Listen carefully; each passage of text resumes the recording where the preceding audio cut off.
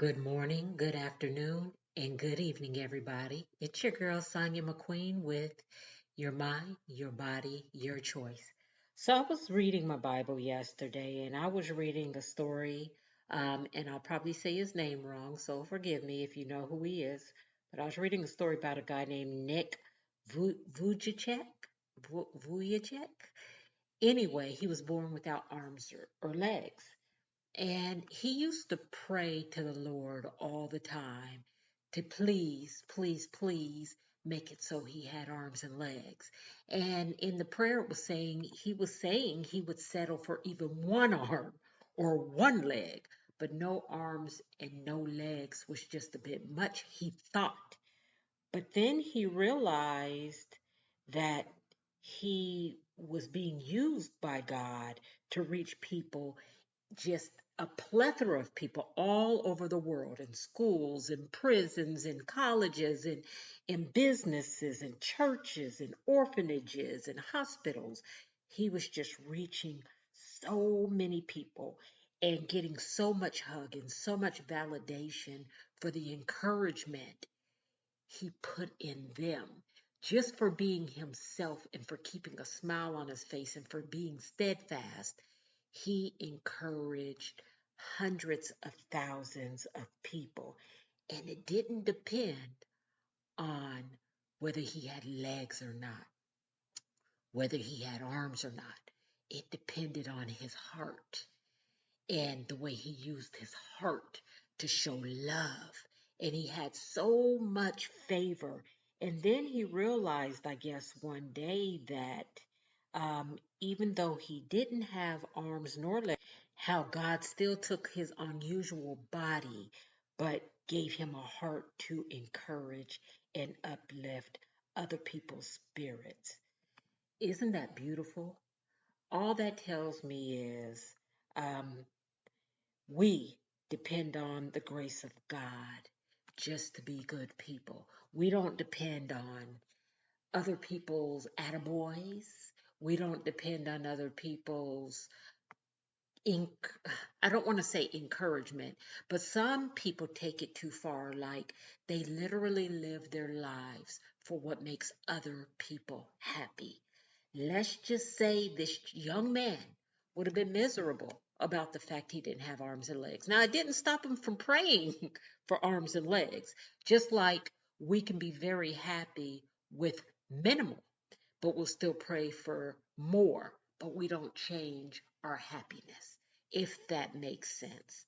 Um, I could pray for new furniture, but I'm not unhappy with what I have.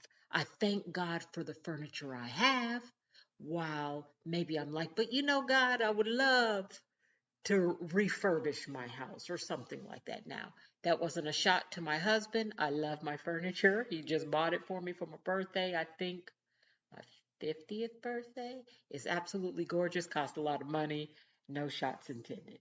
But you get the point. Or he bought me a car for my birthday 2 years ago, a brand new car. And I could sit here and say, Lord, I love my car, but you know what? I would love the newer version of this. But I'm still thankful for what I have, is my whole point.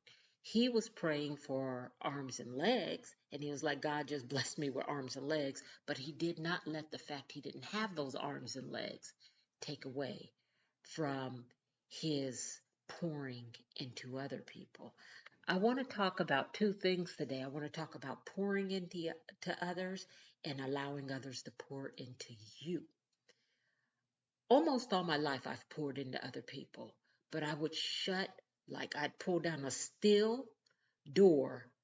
You could not penetrate that door. You couldn't lift it. You couldn't move it. You couldn't go around it. You couldn't go under or over it when it came to people pouring into me. I actually think I picked some of my friends, based on how messed up they were so that I could pour into them. I just wanted to be something to somebody besides my kids.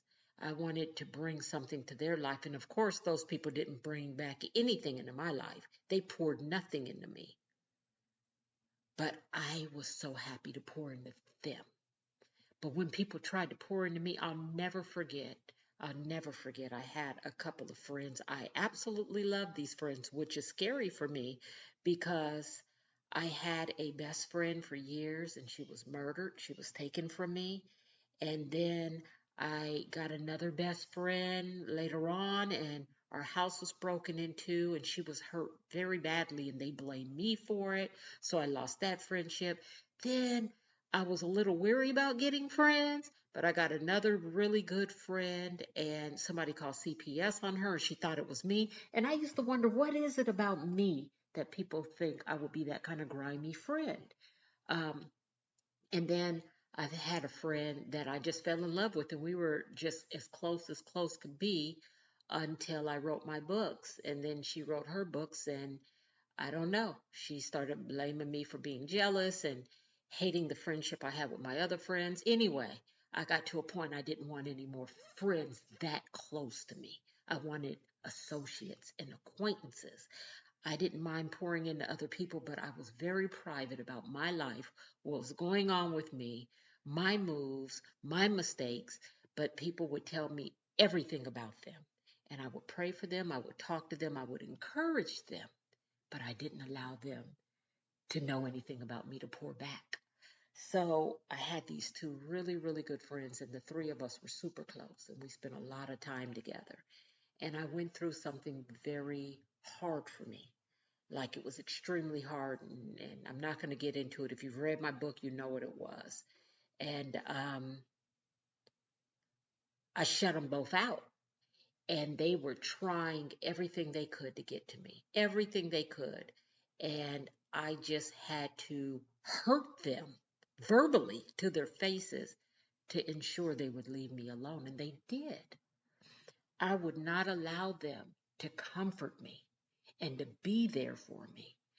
I I don't know if I feel like I didn't deserve that kind of love because of the things I've done, or if I was hurt by losing so many people I just genuinely poured love into that I decided I wouldn't allow people to get that close to me again. I don't know what it was, but I know the best thing that happened for me this portion of my life, the last decade or so, is allowing God to place somebody in my life who pours positivity in my life and me allow it and me stay faithful to that friendship and not run or try to cause an issue between her and I so that I'm not dealing with her or whatever. Not only did I allow it, it opened the door for me to understand it's okay for me to trust people again. It's okay for me to love people. It's okay for me to build friendships as long as God stays at the forefront of my heart, because He's going to guide me to the right people. He guided me to the right husband. He guided me to the right person. He guided me to the right state. He gave me a new family. He gave me this. He gave me that. I got to trust that He's holding my heart. So suddenly I started allowing people to pour into me and tell me good things about myself and speak positivity over my life. And I'm not going to lie to y'all, that was hard. Still to this day, I have a hard time when I'm struggling talking to anybody about it. I'll pray about it. And sometimes you just need to release. You need to verbally vomit what's bothering you or what's ailing you. And you just never know who might have the exact words you need to hear out loud. But I still struggle with that. Even with my husband, sometimes I tell him almost everything, but I don't tell him everything. So if there's anybody I'm going to talk to, it's him, followed by uh, one of my really good friends, my mentor, my confidant. And then I have a cousin or two who I might share with. But that is so infrequent, you guys.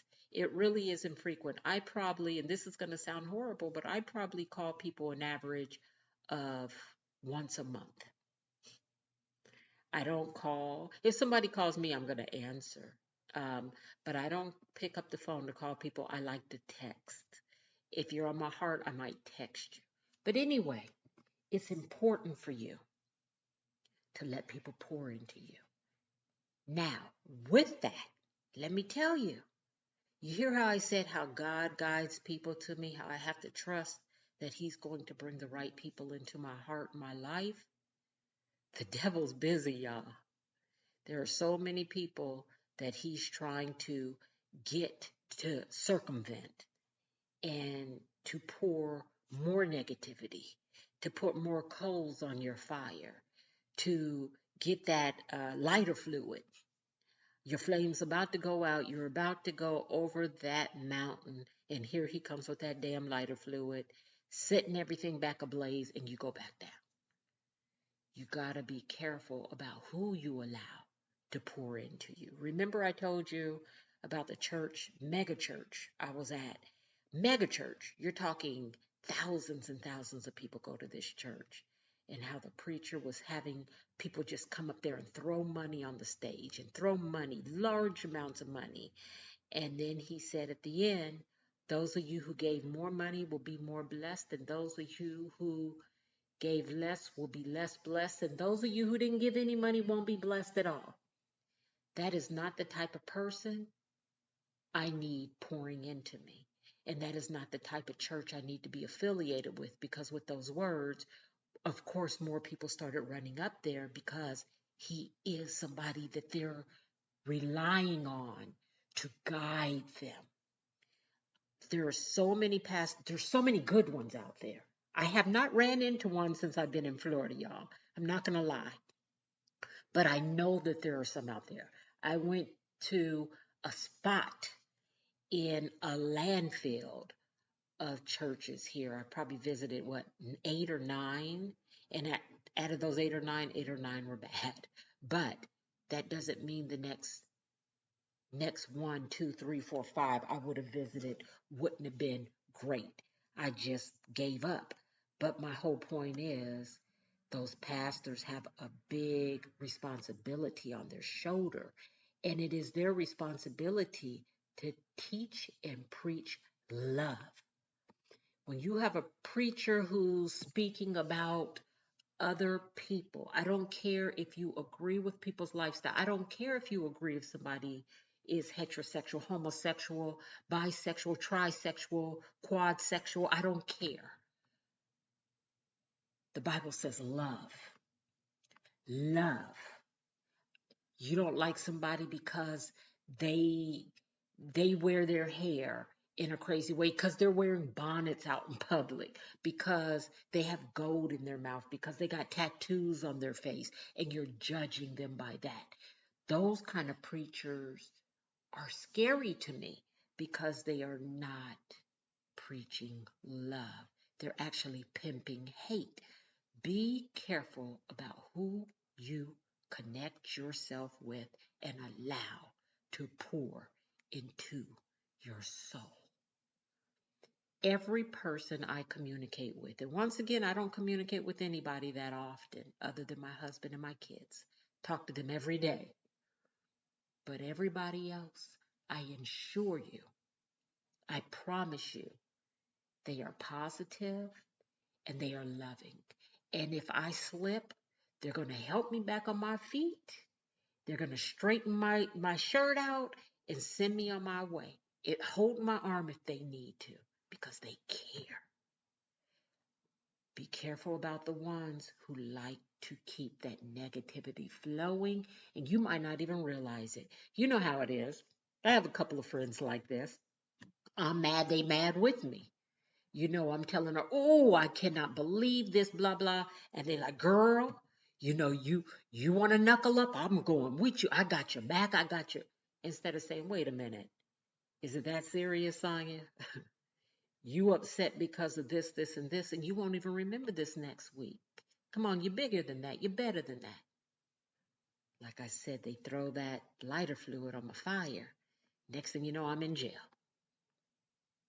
I'm in jail. I'm going to tell you guys one more story, and I'm going to move on and end. I was in, and I'm going to have to send this to this young lady, Joanne. I was in Fort Leonard Wood, and I think I've told you guys this story before. And if you read my book, you know it's in my book. And I know people didn't believe it until they heard her tell the story too. But I knew these girls were coming to fight me. I was on base. You know, I was military part time. My husband was military full time at the time the guy I was married to. And we lived on base. We lived on post. You know, you're not allowed to go on post if you're not military unless a military person brings you. Anyway, there was a married man. He was messing around on his wife, and I took his wife out. There were 17 of us who went out for my birthday, and we went to this club, and her husband was there with one of his side chicks. And he got mad at me for bringing his wife. Long story short, he tells the girl he's with that I'm being messy and um, I'm a troublemaker and all this stuff. I have nothing to do with this man or his relationship. I just asked the lady if she wanted to go, and she did. I didn't know he'd be there with a side chick, and it wasn't my business. Anyway, next thing I hear, the side chick and all these other girls decided to come up there and jump me. So they called somebody they didn't know I was very close with. Her name's Joanne.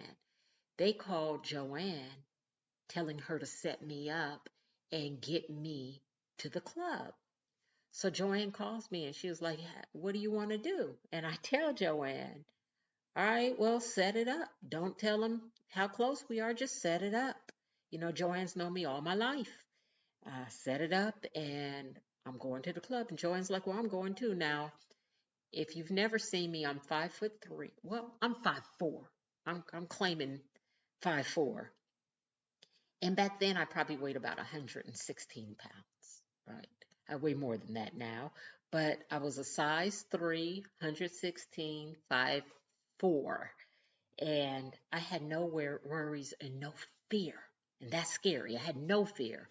So the day comes, and Joanne, she's one of the people going out with me. And there was another lady who I'm not going to name. She was going, and as I said, there were 17 of us. So leading up to this day, Joanne and the other girl who were considerably bigger than me, and when I say bigger, I just mean they're bigger. Like Joanne's almost 6 feet. The other girl's probably 5'9", 5'10", and Joanne's thick. She probably weighed a good 220, and the other girl probably weighed about 220, 230.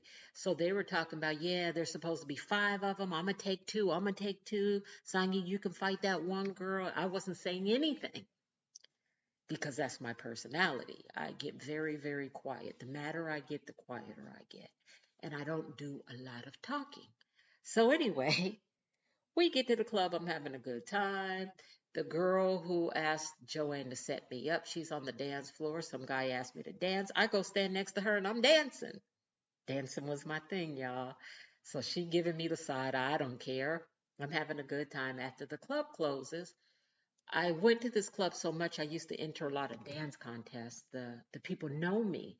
So I was on my way out. One of the people who worked there was talking to me. And her friend, the side chick's friend, kept coming in looking to see if I was still there. Guess they thought I was going to sneak out, but once again, not me. So as I was exiting the club, I had to take down a few steps, and I've told this story before. So, um, and there was just a big crowd of people standing there. And she instantly starts yelling and saying all this stuff and just barking, barking, barking. And I'm looking at her. And she was probably about 5'6", 5'7", probably 150, 60 pounds. And all I said was, "You're lying." And she is calling me names and she's all in my face and she mushed me. Now, I'm going to tell you guys, it wasn't nice, it wasn't pretty. Joanne was exactly what she said she was going to be, but I didn't need her to throw any hands. I had all the hands for everybody. And afterwards, we ended up back at my house sometime afterwards, and we were laughing and talking about what happened. But the other girl who was, "I'm going to do this, I'm going to do that, I'm this, that, this, and that," apparently they caught her before I ever walked out. And they hurt her really bad. They pulled braids out of her head. She was missing parts of her scalp, and they hurt her really bad. And she was in the ER, but she was mad at me. She was mad at me. I didn't invite her, didn't ask her to come. I'm gonna tell you guys why I'm telling you this story again. Two things. I got in a lot of trouble after that. And I couldn't for the life of me figure out why I was getting in trouble. I got called to the, I don't know, the base commanders. They had a meeting. There were like all these high ranking people. And I got in trouble and I couldn't. I said, these women don't belong on the base. They're not military. This married man brought them and they were telling me to be quiet. And I didn't want to be quiet. And I got mad and I stood up quietly.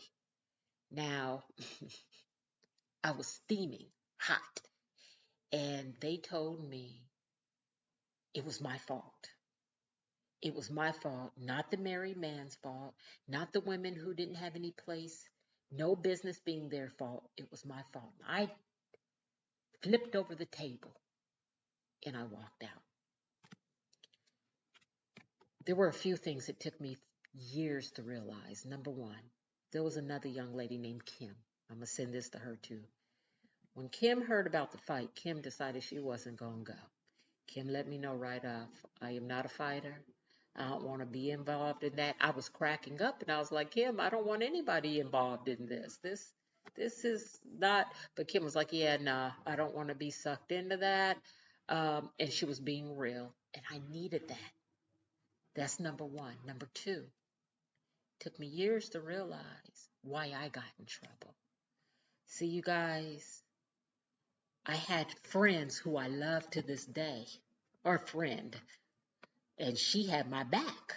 But she was throwing that fuel on my fire. And I already was a fighter when I had to be. You can talk about me all day, you can yell, you can call me names. You don't put your hands on me, though. And she knew this about me, and she knew this about my family. And she fueled my fire to the point where my husband got in trouble, I got in trouble, all because I could have stayed home. I had a choice to make when I found out those girls were coming. I could have stayed home. I didn't have to go to the club. It wasn't my birthday anymore. We all went out and celebrated my birthday. This was just a random night that I had Joanne go ahead. I could have told Joanne, hey, listen, just tell them girls that you know me, you're my girl, and let it be. Because then they probably would have said, oh man, we didn't know. And it probably would have just died out. But instead, my pride and my you're not gonna punk me mode jumped in. And had I had somebody talk sense to me and say, Sonia, hey, listen, you don't know them women and they don't know you. They're just doing that because of him. Because after that, I got in even more trouble. I was so mad after I flipped that table and I walked out. I went home and got Billy. If y'all don't know who Billy is, look up a previous podcast. And I walked across the street to his house. I was beating on his door and I knew he was home. He wouldn't open the door. So I bust out his window. Just crazy. But once again, there was nobody to tell me, Sonia, what's wrong with you? It ain't even worth that. All it takes sometimes is one person to speak some sense into you, to pour into you some positivity and not fuel your fire. I should have taken Kim's route and kept my butt home. Said, I don't have nothing to prove to nobody. You know, I could do this, I could do that. I'm not going to do any of that. And this day and age, if you try that now, you're going to get shot. There's just no way around it. It's Wild Wild West 2023. It's Wild Wild West. That's my first scenario, and it's probably the most important for me to lead into. When you're already upset, don't lean on the people who are going to keep your fire burning. Either lean on God or lean on somebody who knows how to put ice and cool you down. Because my second story makes all the sense in the world. I used to have road rage bad, and that's a horrible thing to have in Miami. You don't believe me? Look at how many people die in road rage accidents here. My husband told me one day, listen, you be ready to knuckle up. These people here don't fight, Sonya.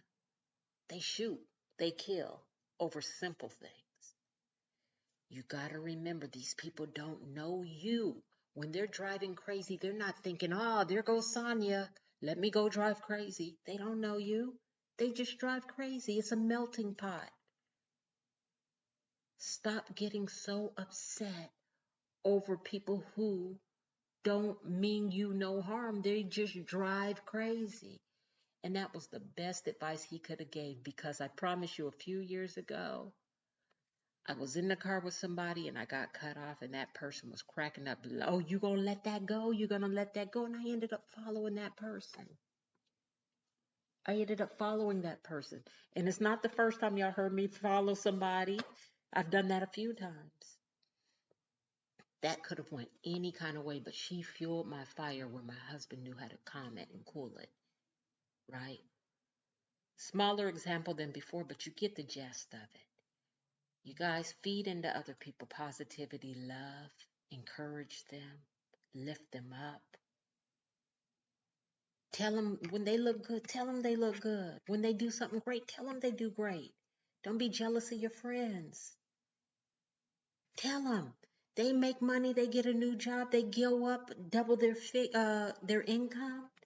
They go out and buy that Maybach, they get that beautiful mansion. Tell them that's what's up. I am so proud of you. Your blessings are going to come in your way. Their blessings come in their way. You just make sure you encourage people. But when they're wrong, set them straight. Set them straight. Don't walk around with lighter fluid. It's your girl. You know you can find me at Sonya M at ledbymotivation.com or ledbymotivation07@gmail.com. And listen, if you listened to my podcast about a week and a half ago now, it was with Dieris. I am doing part 2 today, and you will hear it early next week. But I need everybody not only to listen to it, but to share it. Just send it to somebody, because this man needs prayer and he needs love. And the guy I told you about at the very beginning of this podcast, that's the heiress. He might have been shot, he might be a quadriplegic, but he speaks with the love of God, with a lot of favor and a lot of positivity. And y'all, we could all take a note out of his book. But the part 2 will be next week. I want you guys to lift him up. Please listen and share it with at least one person. Aim for 5, but at least one. And I never ask you guys to share podcasts, but this is for him. This is for him. I want him to get everything he deserves. I want somebody to back his ideas and support them financially. I want him to get his flowers in every way possible, because he is breathing love and positivity into people while laying on his back, unable to move. Think about that.